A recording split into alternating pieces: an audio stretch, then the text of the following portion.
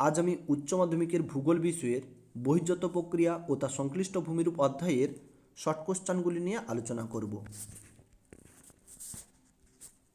1 নম্বর question, ভূগাঠনিক প্রক্রিয়া কী?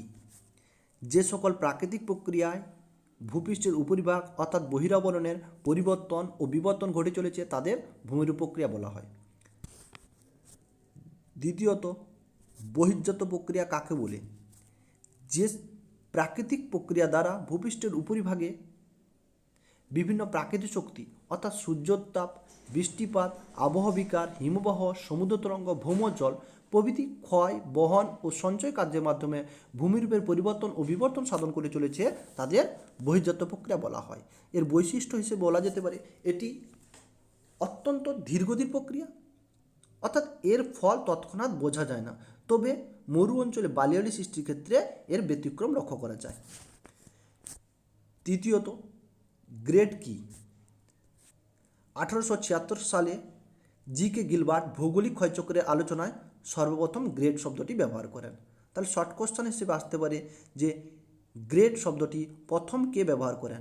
জি.কে. Gilbert প্রথম grade শব্দটি ব্যবহার করেন। এখন সংজ্ঞা বলা যেতে পারে যে নদী ক্ষয় ও সঞ্চয় কার্যের মাধ্যমে ধীরে ধীরে ও ক্রমে ক্রমে ভারসাম্যজনিত অবস্থায় পৌঁছায়, যাকে গ্রেড বলা হয়। এখানে একটু মিস্টেক হয়েছে। পর্যায়ন কাকে বলে?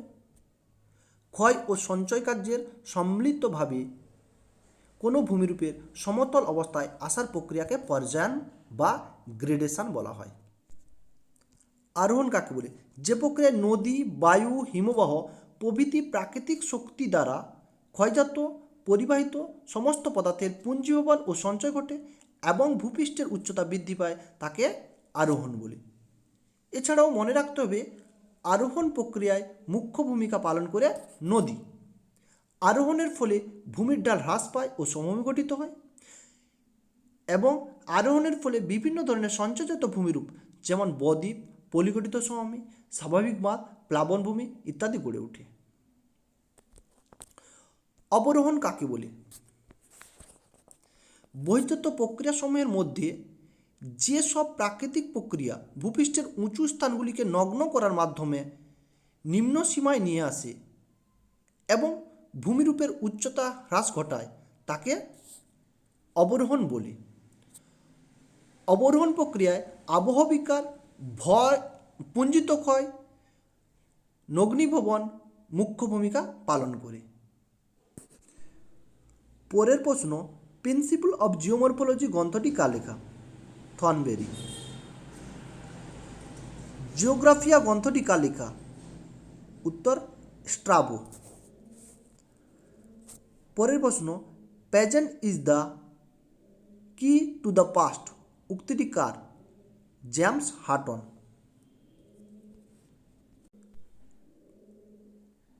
ক্ষয়চক্রের শেষ সীমা বলতে কি বুঝো?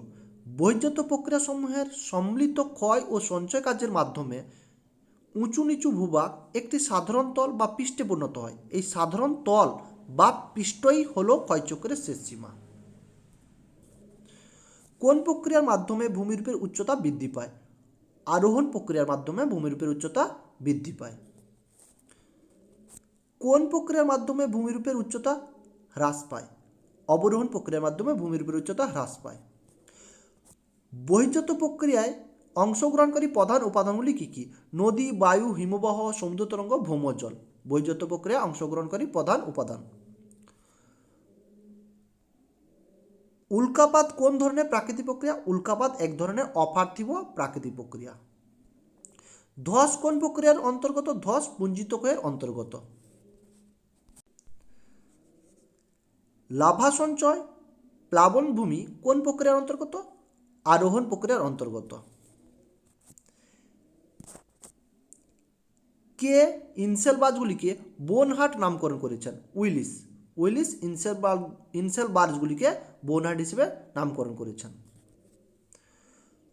কোরিস্টন কি? স্বল্পমোচন প্রক্রিয়া সৃষ্ট প্রস্তরছাইকে কোরিস্টন বলা হয়। হানিকম্ব কি? অবঘর্ষ প্রক্রিয়ায়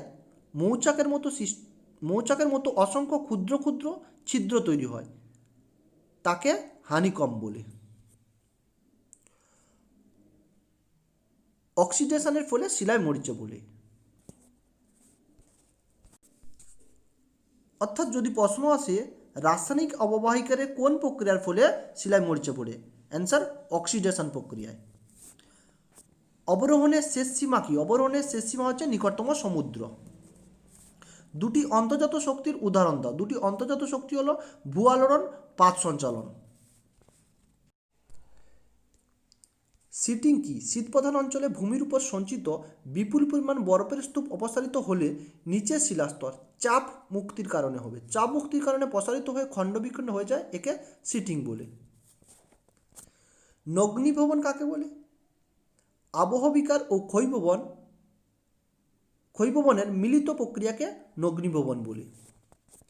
বিউট কি? ক্ষুদ্রাকার মেশাগুলি বিউট নামে পরিচিত। প্রথম পর্যায়ে গঠিত ভূমিরূপগুলি কি কি? মহাদেশ ও মহাসাগর। দ্বিতীয় পর্যায়ে গঠিত ভূমিরূপগুলি কি কি? পর্বত, মালভূমি, সমভূমি, চ্যুতি, গর্ত উপত্যকা। তোমাদের প্রশ্ন আসতে পারে পর্বত কোন পর্যায়ে গঠিত ভূমিরূপ? প্রথম পর্যায়, দ্বিতীয় পর্যায়, তৃতীয় পর্যায়। তাহলে তোমাকে বলতে হবে দ্বিতীয় পর্যায়ে গঠিত ভূমিরূপ। অথবা আসতে পারে যে গর্ত উপত্যকা কোন পর্যায়ে সৃষ্টি হয়? প্রথম পর্যায়ে, দ্বিতীয় পর্যায়ে, তৃতীয় পর্যায়ে। অ্যান্সার দ্বিতীয় পর্যায়ে। যে কোনো একটা তুলে দেবে, তার মধ্যে বলবে কোন পর্যায়ে গঠিত হয়। অনুরূপভাবে যে তৃতীয় পর্যায়ে গঠিত ভূমিরূপগুলি কী কী? নদী, বায়ু, হিমবাহ, সমুদ্র তরঙ্গ ইত্যাদির ক্ষয় ও সংযোজিত যে সমস্ত ভূমিরূপগুলি। কার্বনেশন প্রক্রিয়ায় কোন মৃত্তিকা সৃষ্টি হয়?